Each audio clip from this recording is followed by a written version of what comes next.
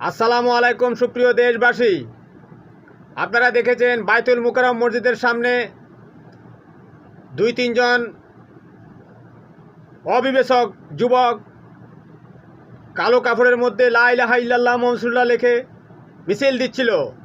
এটা কিন্তু ভারতীয় ফাতাফাদ, ভারতের হাগুস্তান টিভি সহ সমস্ত টিভি চ্যানেল অপপ্রচার চালাচ্ছে। বাংলাদেশে মৌলবাদী, জঙ্গিবাদী, তালেবানি, পাকিস্তানি সরকার বসে গেছে। আপনারা সেদিকে খেয়াল রাখবেন, দেশ নিয়ে খেলা শুরু হয়ে গেছে। লা ইলাহা ইল্লাল্লাহ মুহাম্মাদুর রাসূলুল্লাহ কালো কাপড়ে নয়, এটা ব্রেনে এবং হৃদয়ে রাখতে হয়। লা ইলাহা ইল্লাল্লাহ মুহাম্মাদুর রাসূলুল্লাহ আপনার ব্রেনে এবং হৃদয়ে রাজত্ব করবে।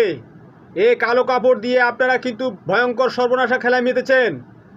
এই লা ইলাহা ইল্লাল্লাহ মুহাম্মাদুর রাসূলুল্লাহ দিয়ে কালো পতাকায় সিরিয়ার আইএসের নামে পুরো সিরিয়াকে ধুলার সাথে মিশিয়ে দেওয়া হয়েছে। আপনারা